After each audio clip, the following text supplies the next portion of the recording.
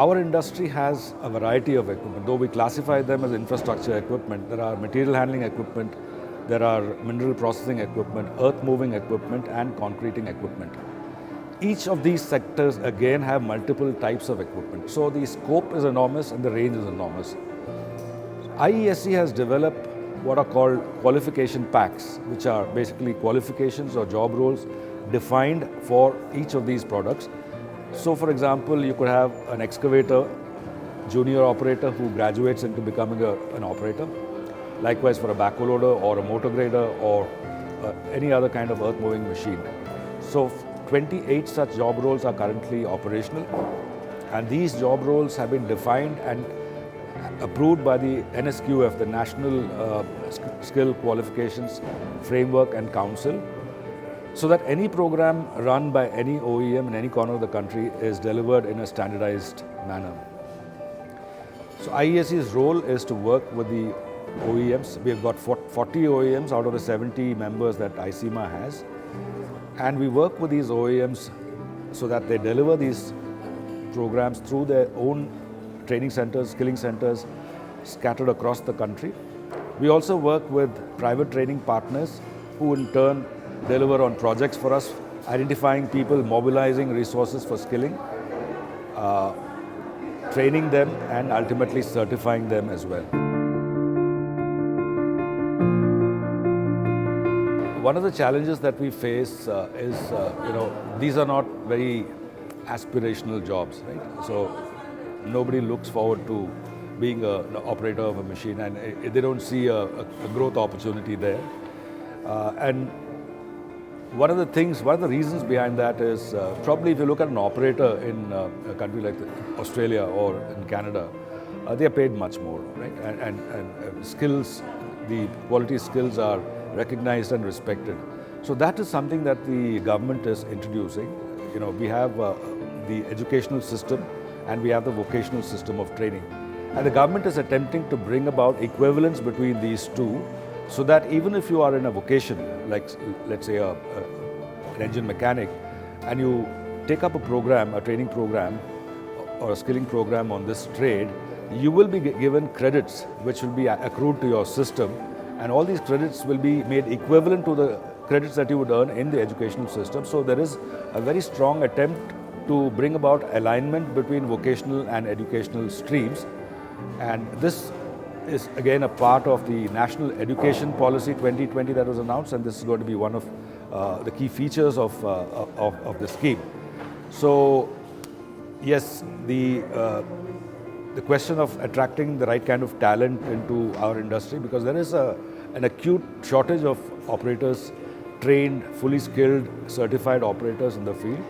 And we are, through our outreach, both through ICMA and ourselves, are trying to popularize these job roles, especially working with ITIs, working with communities around our factories through our CSR initiatives to bring them into the fold. So, and we are also trying to give them some kind of a career progression. So you don't remain an operator all your life. There is a path, a career path where you could earn more.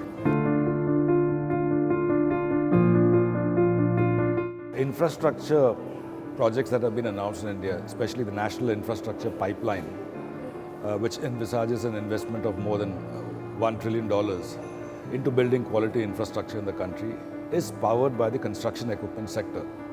Whether it's a quality bridge or a road or a port that needs to be constructed, we need equipment of world-class technology.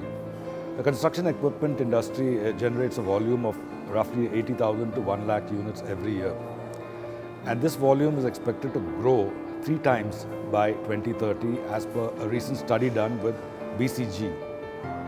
Now the question is, for these 1 lakh equipment that are being sold every year, where do you find operators and trained mechanics? That is the key challenge. Historically, the way it has been working is the operator of the machine is assisted by a helper who grows into the job by learning on the job. So there is no formal system of certification or skilling that has been mandated by the authorities. We have people learning on the job.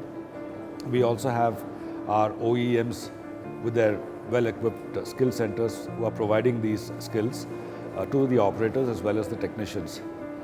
But we aim to bring more and more of this informal workforce into the formal workforce by certifying them.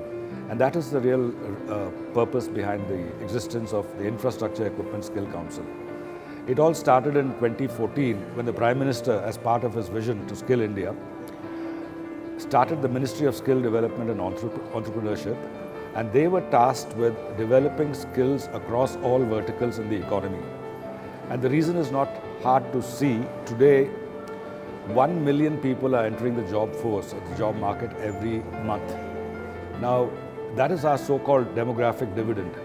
And if we were to capitalize on this demographic dividend, we have to provide the skills to these youth who are entering the job force, employability skills, and also link them up with the right sort of employment so that we benefit and leverage this demographic dividend. So as part of the Skill India mission, every sector in the economy, whether it's beauty and wellness, hospitality, retail, iron and steel, manufacturing, and infrastructure equipment, have all been covered under separate sector skill councils which operate under the aegis of the Ministry of Skill Development and Entrepreneurship. So IESC as an organization has been promoted by ICMA, which is the parent body, and it has been tasked with providing linkages to our stakeholders in the industry, the employers in the industry, that could be user industries as well, linkages with ITIs and so on, where we have top-up packages that can be provided to provide the necessary skills on operating the machines as well as maintaining the machines.